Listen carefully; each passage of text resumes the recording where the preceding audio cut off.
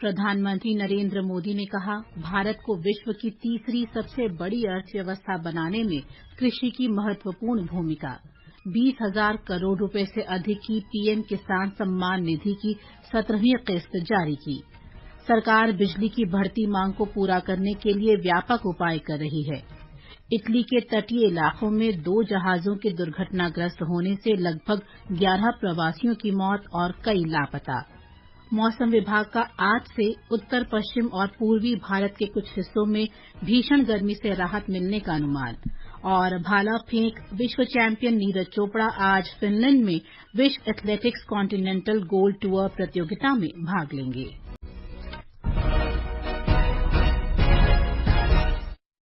समाचार संध्या के साथ मैं प्रियंका अरोड़ा। प्रधानमंत्री नरेंद्र मोदी ने कहा है कि भारत को विश्व की तीसरी सबसे बड़ी अर्थव्यवस्था बनाने में कृषि की प्रमुख भूमिका होगी।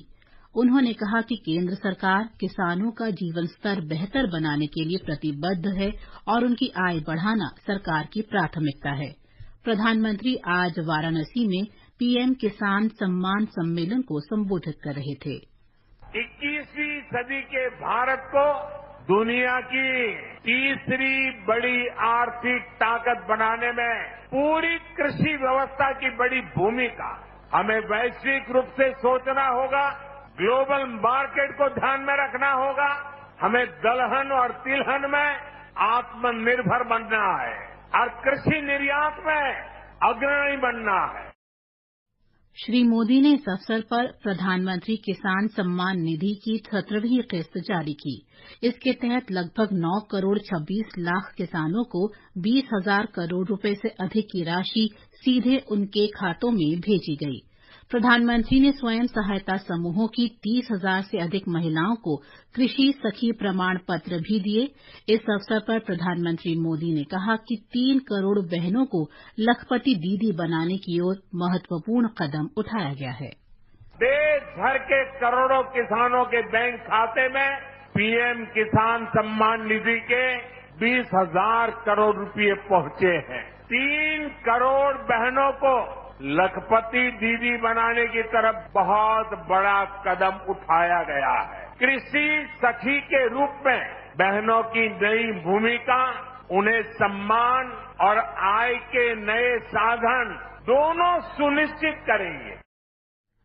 केंद्रीय कृषि मंत्री शिवराज सिंह चौहान ने कहा कि सरकार का लक्ष्य कृषि उत्पादन बढ़ाना और किसानों को उनके उत्पादों का न्यूनतम समर्थन मूल्य दिलाने के साथ साथ कृषि लागत कम करने में मदद करना है। किसानों की आय दुगनी करने का जो रोड मैप है, एक उत्पादन बढ़ाना, सिंचाई की योजनाओं के माध्यम से नई तकनीकी का प्रयोग करके कैसे उत्पादन बढ़े, इसका प्रयास जारी है। दूसरे, उत्पादन की लागत घटाना, फसलों के बेहतर दाम किसान को मिले, इसलिए मिनिमम सपोर्ट प्राइस जो लागत आती है उस पर कम से कम 50% लाभ देकर न्यूनतम समर्थन मूल्य तय किया जाता है और ये फैसला प्रधानमंत्री जी ने किया। उत्तर प्रदेश के मुख्यमंत्री योगी आदित्यनाथ ने कहा कि प्रधानमंत्री के नेतृत्व में वाराणसी विकास की नई ऊंचाइयों को छू रहा है। विभिन्न राज्यों के मुख्यमंत्री और कई मंत्री भी वीडियो कॉन्फ्रेंस के जरिए इस कार्यक्रम से जुड़े। एक रिपोर्ट। लगातार तीसरी बार प्रधानमंत्री पद की शपथ लेने के बाद नरेंद्र मोदी का अपने संसदीय क्षेत्र वाराणसी का ये पहला दौरा था और पार्टी कार्यकर्ताओं ने उनका भव्य स्वागत किया। प्रधानमंत्री ने लगातार तीसरी बार उन्हें चुनने के लिए काशी के लोगों को धन्यवाद दिया और कहा कि उन्हें लगता है कि वो यहीं के हैं। प्रधानमंत्री ने किसान सम्मेलन में कुछ किसानों के साथ मुलाकात की और उनके उत्पादों को भी देखा। कार्यक्रम के बाद प्रधानमंत्री ने दशाश्वमेध घाट पर गंगा आरती देखी और बाद में काशी विश्वनाथ मंदिर में पूजा और दर्शन किए। सुशील चंद्र तिवारी, आकाशवाणी समाचार, वाराणसी। केंद्रीय युवा मामले और खेल राज्य मंत्री रक्षा खड़से महाराष्ट्र के हिंगोली जिले में कृषि विज्ञान केंद्र से किसान सम्मान निधि समारोह में शामिल हुई। इस अवसर पर उन्होंने कहा कि देश भर के किसान विभिन्न कृषि योजनाओं से लाभान्वित हो रहे हैं, जिनका उद्देश्य उनकी आजीविका को और बढ़ाना है।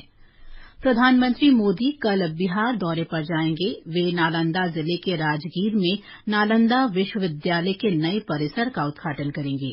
उद्घाटन समारोह में 17 देशों के मिशन प्रमुखों सहित कई प्रतिष्ठित लोग शामिल होंगे। ये समाचार आकाशवाणी से प्रसारित किए जा रहे हैं। ताजा समाचार जानने के लिए आप हमारे Twitter handle @AIR News Hindi को फॉलो कर सकते हैं। ये आकाशवाणी है। डाकघर अधिनियम 2023 आज से प्रभावी हो गया है। इसने भारतीय डाक अधिनियम 1898 का स्थान लिया है। अधिनियम के प्रावधानों के अनुसार राज्य की सुरक्षा और सार्वजनिक व्यवस्था सहित निर्दिष्ट आधारों पर भारतीय डाक के माध्यम से भेजी जाने वाली किसी भी वस्तु को सरकार गंतव्य तक पहुंचने के पहले बीच में ही रोक सकती है। ऐसा किसी भी आपातकाल की स्थिति में या सार्वजनिक सुरक्षा या शांति को ध्यान में रखते हुए किया जा सकता है। राष्ट्रीय जनतांत्रिक गठबंधन एनडीए के वरिष्ठ नेताओं की आज नई दिल्ली में रक्षा मंत्री राजनाथ सिंह के साथ उनके आवास पर बैठक हुई। बैठक में केंद्रीय मंत्री मनोहर लाल, धर्मेंद्र प्रधान, किरेन रिजिजू, डॉक्टर एस जयशंकर और चिराग पासवान उपस्थित थे। ये बैठक 24 जून को शुरू होने वाले संसद सत्र को ध्यान में रखते हुए की गई। संसद सत्र में नए सांसदों को शपथ दिलाई जाएगी और लोकसभा अध्यक्ष का चुनाव होगा। भारतीय जनता पार्टी के वरिष्ठ नेता और केंद्रीय गृह मंत्री अमित शाह तथा भारतीय जनता पार्टी के अध्यक्ष जगत प्रकाश नड्डा ने आज नई दिल्ली में पार्टी मुख्यालय में महाराष्ट्र भाजपा कोर कमेटी की बैठक की अध्यक्षता की।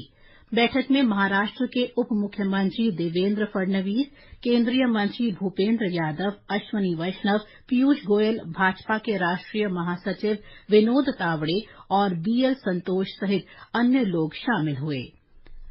सर्वोच्च न्यायालय ने राष्ट्रीय पात्रता और प्रवेश परीक्षा नीट यूजी 2024 में पेपर लीक और कदाचार का आरोप वाली याचिकाओं पर आज राष्ट्रीय परीक्षा एजेंसी एनटीए और केंद्र सरकार को नोटिस भेजा है। एक रिपोर्ट।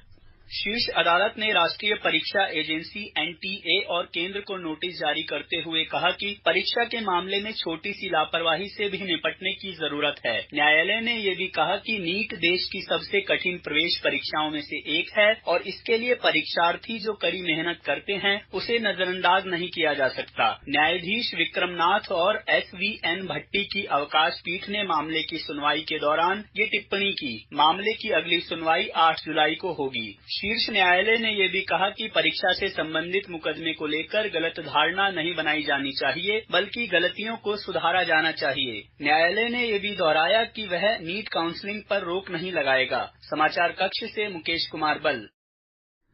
विद्युत मंत्रालय गर्मी के मौसम में बिजली की बढ़ती मांग को देखते हुए पर्याप्त आपूर्ति सुनिश्चित करने के लिए व्यापक उपाय कर रहा है। मंत्रालय के अनुसार उत्तरी क्षेत्र में 89 गीगावाट की अब तक की सबसे अधिक मांग को कल पूरा किया गया। इसमें कहा गया है कि बिजली आवश्यकता का 25 से 30% पड़ोसी राज्यों से आयात करके संभव हुआ है। एक रिपोर्ट।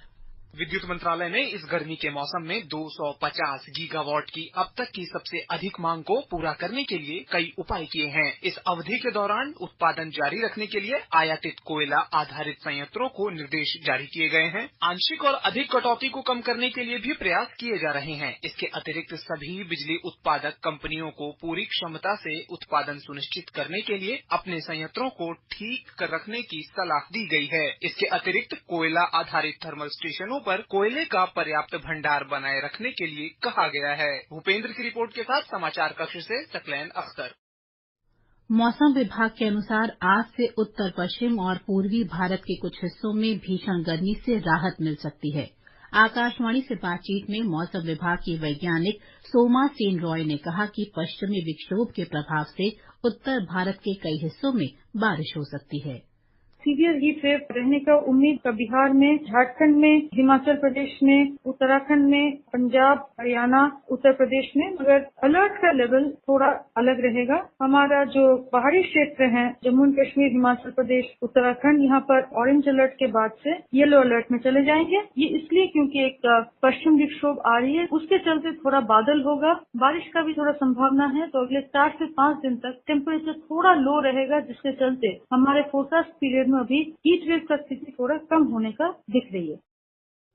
बाढ़ प्रभावित सिक्किम में बचाव और राहत कार्य जारी है। हमारे संवाददाता ने बताया है कि राज्य के मंगन जिले के लाचुंग और चुंगथांग में बाढ़ का सबसे अधिक असर पड़ा है।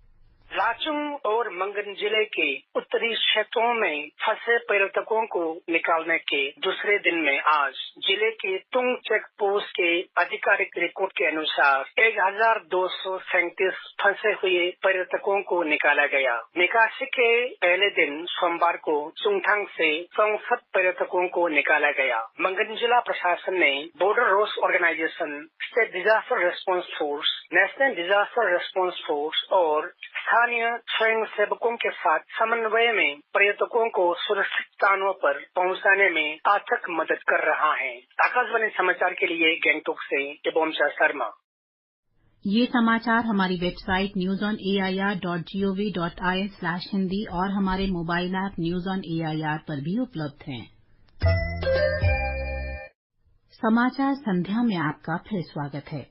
इटली के तटीय इलाकों पर आज 2 जहाजों के दुर्घटनाग्रस्त होने से लगभग 11 प्रवासियों की मौत हो गई, जबकि 66 अन्य लापता हैं। अधिकारियों ने कहा है कि इटली के तटीय इलाकों के पास भूमध्य सागर में तलाश और बचाव अभियान जारी है। 12 लोगों को बचा लिया गया है। जहाज पिछले सप्ताह तुर्की से इराक, सीरिया, ईरान और अफगानिस्तान के प्रवासियों को लेकर रवाना हुआ था। एक अन्य घटना में जर्मन सहायता समूह रेस्क्यूशिप के एक बचाव जहाज ने 10 प्रवासियों के शव प्राप्त किए और 51 अन्य लोगों को बचाया। जीवित बचे लोग मुख्य रूप से बांग्लादेश, पाकिस्तान, मिस्र और सीरिया से थे।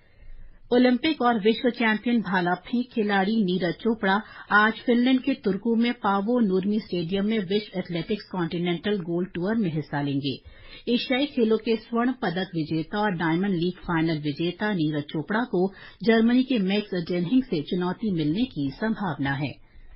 आईसीसी T20 क्रिकेट विश्व कप में कल से सुपर 8 के मुकाबले खेले जाएंगे। कल पहले मैच में अमेरिका का मुकाबला दक्षिण अफ्रीका से होगा। भारत अपना पहला मुकाबला अफगानिस्तान के साथ 20 जून को बारबाडोस में खेलेगा। प्रधानमंत्री नरेंद्र मोदी ने अपने रेडियो कार्यक्रम मन की बात के लिए जनता से सुझाव मांगे हैं। ये कार्यक्रम इस महीने की 30 तारीख को आकाशवाणी से प्रसारित किया जाएगा। श्री मोदी ने कहा है कि सुझाव माई गोव ओपन फोरम, नमो ऐप या टोल फ्री नंबर 1800-11-7800 पर रिकॉर्ड संदेश के रूप में भेजे जा सकते हैं। और अंत में मुख्य समाचार एक बार फिर। प्रधानमंत्री नरेंद्र मोदी ने कहा, भारत को विश्व की तीसरी सबसे बड़ी अर्थव्यवस्था बनाने में कृषि की महत्वपूर्ण भूमिका। 20,000 करोड़ रुपए से अधिक की पीएम किसान सम्मान निधि की 17वीं किस्त जारी की। सरकार बिजली की बढ़ती मांग को पूरा करने के लिए व्यापक उपाय कर रही है। इटली के तटीय इलाकों में 2 जहाजों के दुर्घटनाग्रस्त होने से लगभग 11 प्रवासियों की मौत और कई लापता। मौसम विभाग का आज से उत्तर पश्चिम और पूर्वी भारत के कुछ हिस्सों में भीषण गर्मी से राहत मिलने का अनुमान। इसके साथ ही समाचार संध्या का ये अंक समाप्त हुआ। नमस्कार।